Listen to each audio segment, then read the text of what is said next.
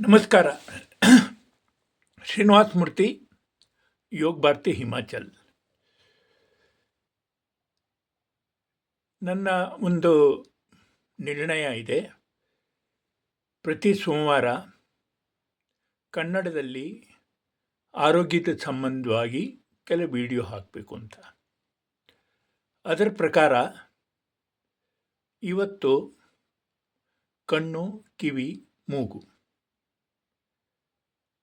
ಇದರ ಸಂಬಂಧಿದ್ದು ನನಗೆ ಎಷ್ಟು ಮಾಹಿತಿಗಳಿದೆಯೋ ಅದನ್ನು ನಿಮ್ಮ ಮುಂದೆ ಇಡ್ತಾ ಇದ್ದೀನಿ. ನಿಮಗೆ ಅನುಕೂಲ ಆಯಿತು ಅಂದರೆ ಪ್ರತಿಕ್ರಿಯೆ ತಿಳಿಸಿ. ಕಣ್ಣು ಇಷ್ಟು ಮಹತ್ವಪೂರ್ಣ. ಅದರ ಮಹತ್ವ ಅರ್ಥ ಮಾಡ್ಕೋಬೇಕಾದ್ರೆ 1 ಗಂಟೆ ಕಣ್ಣಿಗೆ ಬಟ್ಟೆ ಕಟ್ಟಿ ಬದುಕಿ ತೋರಿಸಿ. ಮಲಗಿದಾಗಲ್ಲ, ದಿನದಲ್ಲಿ 5 ನಿಮಿಷನೂ ಸಹಿಸೋಕ್ಕಾಗೋದಿಲ್ಲ. ಯಾಕೆಂದರೆ ಜಗತ್ತು ನೋಡೋದೇ ಕಣ್ಣುಗಳಿಂದ. ಕಣ್ಣು ಇಲ್ಲದೇ ಇರೋರ ಗತಿ ಏನಾಗಿರುತ್ತೆ?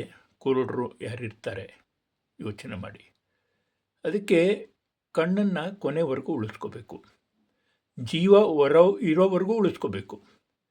ಆದರೆ ಕಣ್ಣಿಗೆ ಇನ್ನಷ್ಟು ಮಹತ್ವ ಇದೆ. ಜೀವ ಹೋದರೂ ಕೂಡ ಕಣ್ಣಿಗೆ ದಾನ ಮಾಡಿ ಇನ್ನೊಬ್ಬರಿಗೆ ಬೆಳಕಾಗಬಹುದು. ಇರಲಿ, ಕಣ್ಣು ಚೆನ್ನಾಗಿರಬೇಕು ಅಂದರೆ ಕಣ್ಣಿಗೆ ತಂಪು ಬೇಕು. ಅದಕ್ಕೆ ತುಂಬ ಜನ ಸೌತೆಕಾಯಿ ಕತ್ತರಿಸಿ ಗುಂಡಾಗಿ ಕಣ್ಣಿಗೆ ಆಕಾರದಲ್ಲಿ ಕಟ್ತಾರೆ. ಅಲೋವೆರಾ ಕನ್ನಡಕ ಬಂದಿದೆ.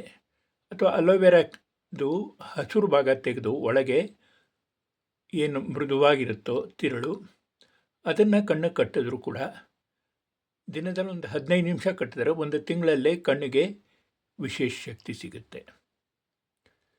ಸೂರ್ಯನಿಗೆ ಅರ್ಘ್ಯ ಕೊಟ್ಟಾಗಲೂ ಕೂಡ, ಆ ನೀರಿನಲ್ಲಿ ಸೂರ್ಯನ ಬೆಳಕು ನೋಡಿದಾಗಲೂ ಕೂಡ ಕಣ್ಣಿಗೆ ಶಕ್ತಿ ಸಿಗುತ್ತೆ. ಹಸಿರು ಹುಲ್ಲಿನ ಮೇಲೆ ನಡೆದಾಗಲೂ ಕೂಡ ಸಿಗುತ್ತೆ. ಐ ಎಕ್ಸಸೈಸ್ ಅಂತ ಹೇಳ್ತಾರೆ, ತ್ರಾಟಕ. ಯಾರಾದರೂ ಯೋಗ ಶಿಕ್ಷಕರು ಕಲಿಸ್ಬೋದು, ಅವ್ರ ಹತ್ರ ನೋಡಿ. ಜ್ಯೋತಿ ತ್ರಾಟಕ, ಜ್ಯೋತಿ ನೋಡ್ತಾ ನೋಡ್ತಾ ಕಣ್ಣಿನ ಶಕ್ತಿ ಜಾಸ್ತಿ ಮಾಡಿಕೊಳ್ಳೋದು, ಅದನ್ನು ಪ್ರಯೋಗ ಮಾಡಬಹುದು. ಕಣ್ಣಿನ ಆಕ್ಯುಪ್ರೆಷರ್ ಪಾಯಿಂಟು ಕೈಯಲ್ಲಿದೆ, ಈ ಭಾಗದಲ್ಲಿದೆ. ಇದನ್ನು 1 ನಿಮಿಷ ಕ್ಲಾಕ್ ವೈಸ್, 1 ನಿಮಿಷ ಆಂಟಿ ಕ್ಲಾಕ್ ವೈಸ್ ಮಾಡಿದಾಗ ಕಣ್ಣಿಗೆ ವಿಶೇಷ ಶಕ್ತಿ ಸಿಗುತ್ತೆ. ನಮ್ಮ ಎಂಜಲು ಬಾಯಲ್ಲಿ ತಗೊಂಡು ಕಣ್ಣಿಗೆ ಹಾಕ್ಕೊಂಡ್ರೂ ಸಹ ಕಣ್ಣಿಗೆ ಶಕ್ತಿ ಸಿಗುತ್ತೆ. ಹೀಗೆ ನನಗೆ ತಿಳಿದಂಥ ಕೆಲವು ವಿಷಯಗಳನ್ನು ನಾನು ತಿಳಿಸಿದ್ದೀನಿ. ನಿಮ್ಮ ಕಣ್ಣು ಕೊನೆಯವರೆಗೂ ಚೆನ್ನಾಗಿರಲಿ ಅನ್ನೋದು ನನ್ನ ಅಪೇಕ್ಷೆ. ನಂತರವೂ ಕೂಡ ನೀವು ಕಣ್ಣು ದಾನ ಮಾಡಿ ಇನ್ನೊಬ್ಬರ ಜೀವನದಲ್ಲೂ ಕೂಡ ಬೆಳಕು ತರಬಹುದು. ಜೈ ಶ್ರೀರಾಮ್. ಒಂದೇ ಮಾತರಂ. ಭಾರತ್ ಮಾತಾ ಕಿ.